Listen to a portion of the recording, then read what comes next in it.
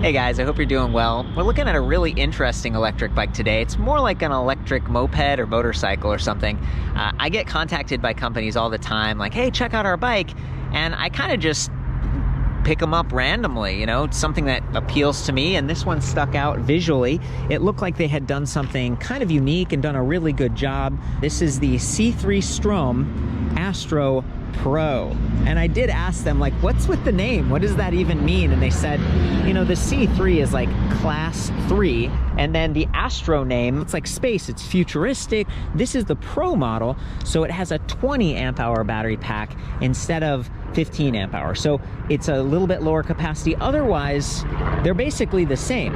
Fairly heavy 10-pound battery pack. This bike weighs 95 pounds, and it actually has kind of fat tire hub spacing, so 135 up front, 175 in the rear.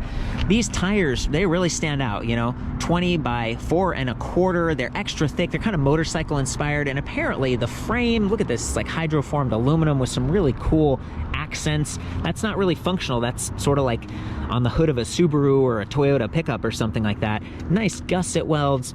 It feels really stiff. It's pretty thoughtful with like cup holder mounts down here and maybe like a folding lock or something. I asked about this single bolt on the top, and they said that's for like a coffee mug holder that we might do at some point.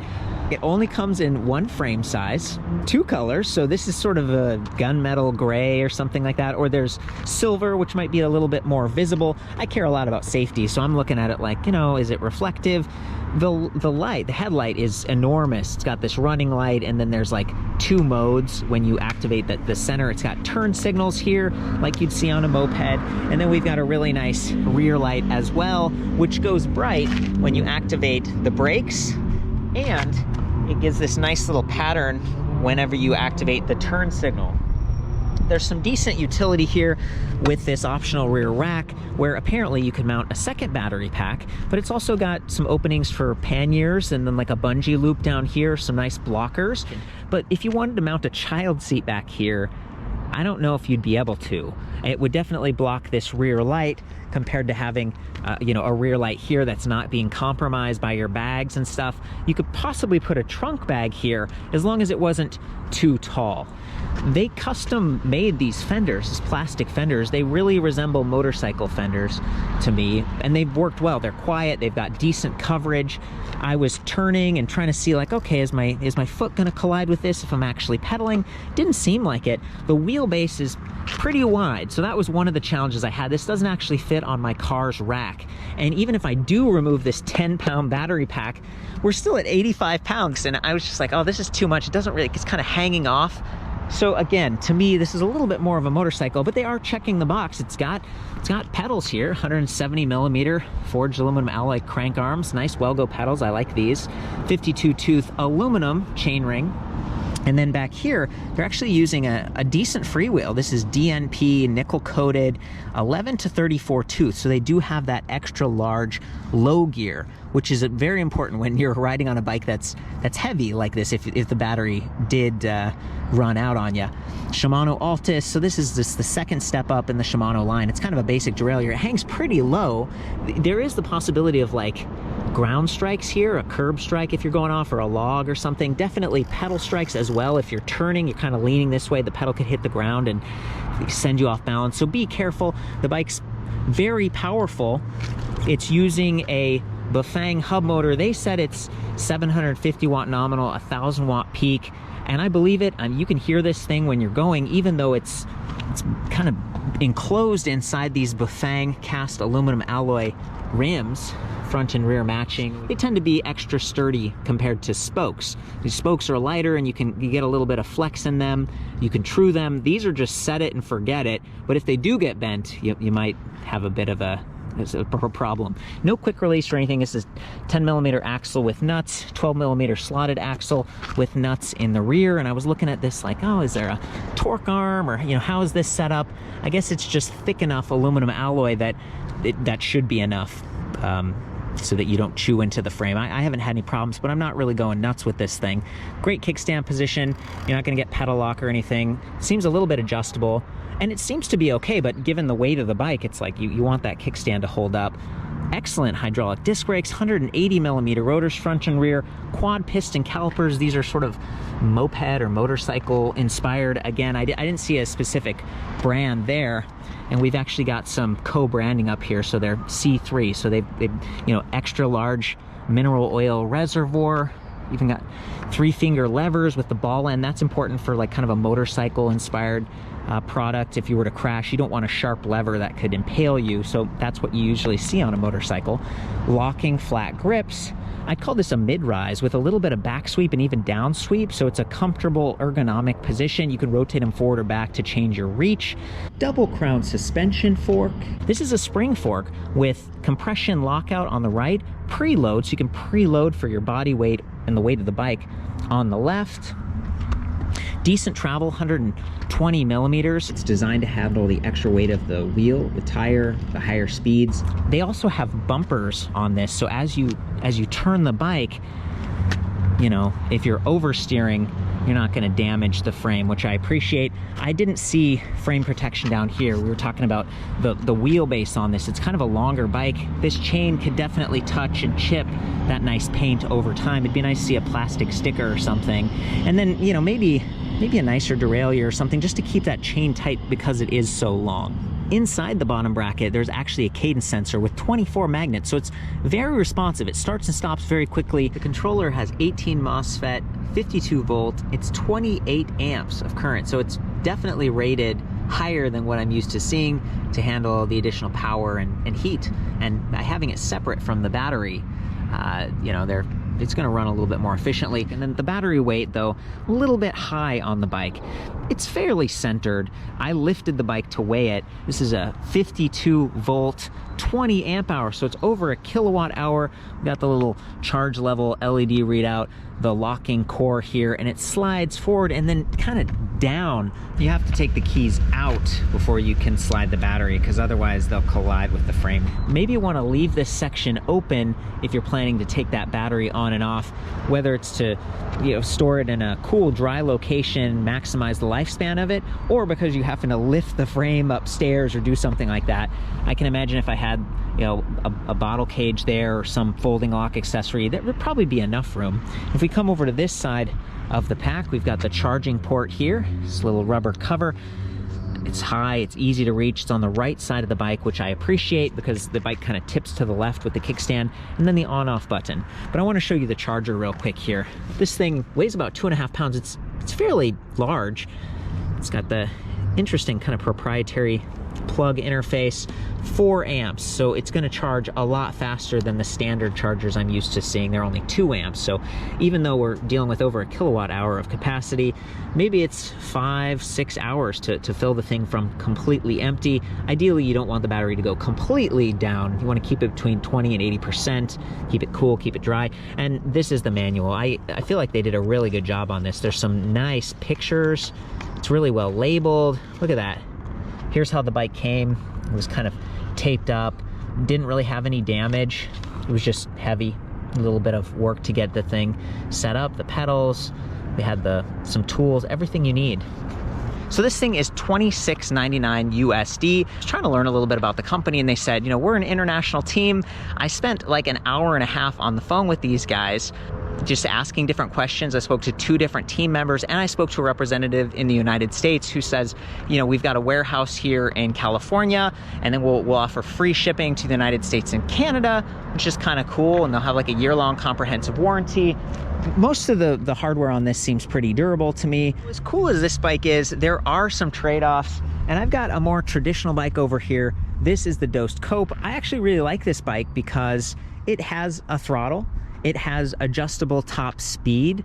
It's giving you a lot of those same features, but it weighs a lot less and has a more traditional saddle with adjustable height. It's way more comfortable to pedal. And 95 pounds on this versus like 64, and I would still consider that heavy, a 64-pound bike, and that's because it's got the aluminum, fenders and the rack that's built in and stuff. So pedaling this isn't super comfortable. I mean, you don't get full leg extension unless you have pretty short legs. You're just the perfect height, or you try to slide your body back, but now you're leaning forward a long way to reach. It's not like a bicycle in that sense.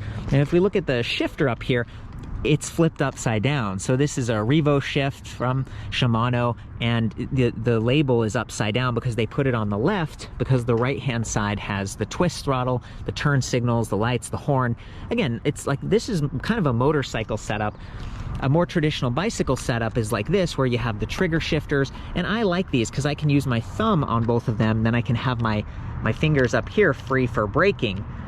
So powering the bike on here, just make sure that that battery pack is clicked on, hold the power button, it does this dance, and I noticed that it has a battery percentage. I've gone through the settings, I don't know how to get that to display all the time. It's probably possible, but over here we've got a 5-bar infographic, so each bar represents a 20% step. It's not the most precise, and you wouldn't want to get stuck with this thing on empty, so I'd keep an eye on that and just manage your level of assist. It seems to remember the last level of assist that was used, so I'm in 0, but we've got 1, 2, 3, 4, and 5. 5 is turbo, that's the most powerful, gives you the highest top speed potential. And then we've got our current speed. Right now it's in kilometers per hour, but I'll show you how to change that.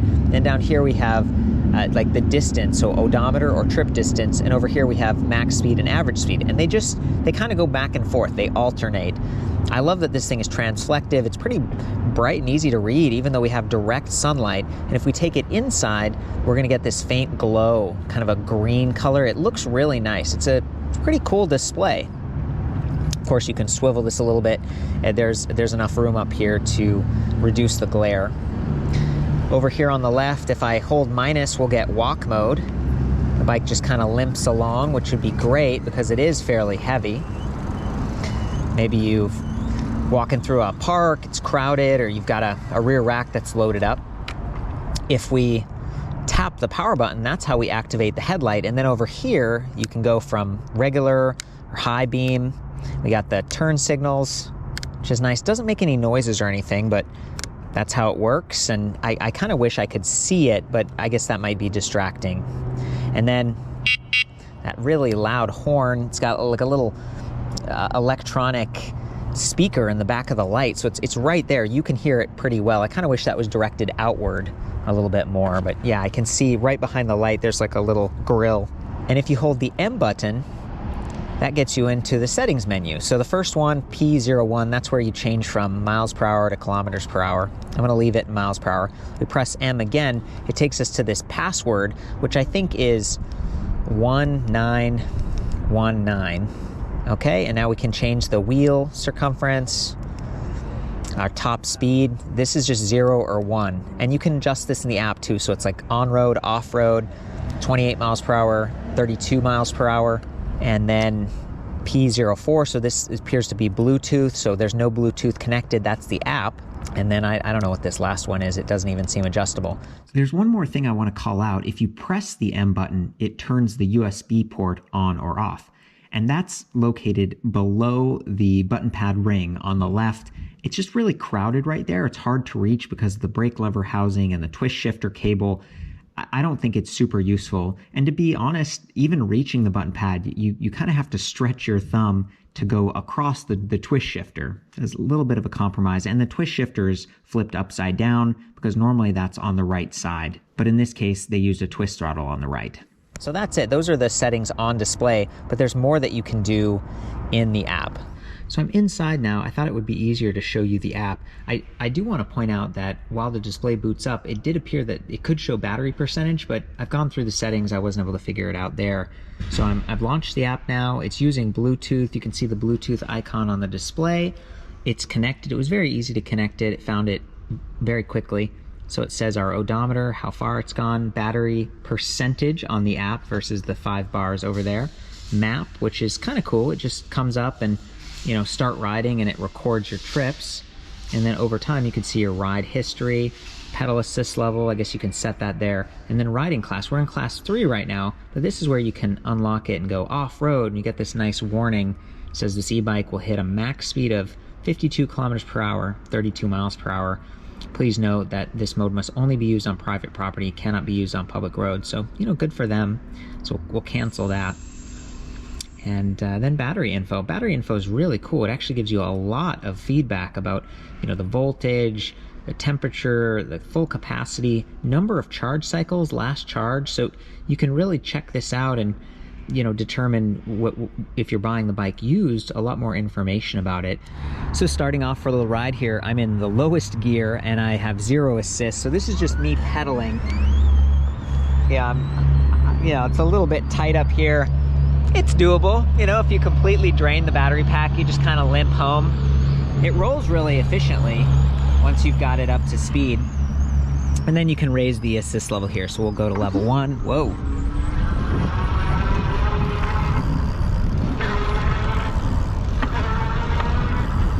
Cadence sensor is really responsive. They said it's like 24 magnets inside that bottom bracket. We take it up to level 2 here. You want to be careful on these turns so you don't have your inside pedal down, or you could get a kind of a pedal catch and maybe flip the bike. So be careful with that. Take it all the way up to 5 here. You just need to move the pedals in order to activate assist. It's not a torque sensor, it's just listening for motion. The motor's actually kind of loud, you know, it's a very powerful motor, 750 watts. They said like 80 Newton meters of torque for a hub motor. I mean, let's listen again.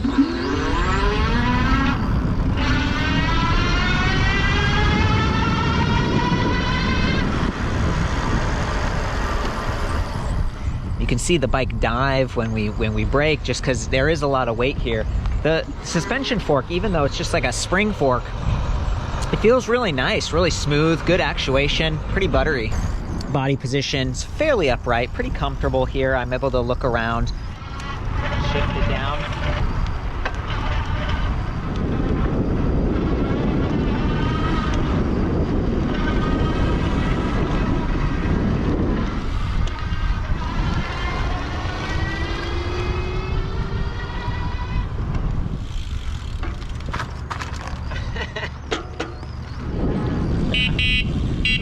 Oh, it's got a horn. Yeah, got the electronic horn going. I'm gonna do the turn signal and look at the back when I do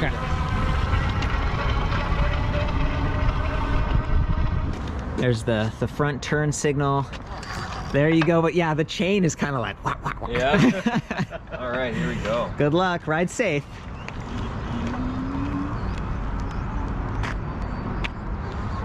And that was the last time we saw Tom. Nice. Oh yeah. Oh snap. What'd you think, man? This thing rips. Yeah. Putting those brakes to the test. That was great. Yeah. Oh, it's super smooth, very comfortable. Well guys, that was the C3STROM Astro Pro. I tried to give it a fair look, you know, it's a little bit of a blurring the lines on an e-bike and a moped, but they've got it set up with pedals and you can ride it at 20 miles per hour, and it's a cool thing. I've measured everything on this, the standover height, the length, the width, all of that's back at ElectricBikeReview.com. Please chime in with your questions or comments and stuff. I'd love to hear your thoughts. I also have some forums so you can ask people who maybe end up buying or backing this. I don't think it's going to come to market right away, but they did say that they're building these. You know, I've got a sample unit. A couple other people I've talked to at the California warehouse have this as well. To me, it's really polished, the fact that they've been in the industry for 12 years and they're working with someone else who I've met before gives me some more confidence than I might otherwise have. I have a comparison tool back at ElectricBikeReview.com, and I've reviewed some other kind of like off-road fast e-bikes. I like to mix them in occasionally. I hope this helps you guys. I love you. Ride safe out there, especially with something like this, and we'll see you next time.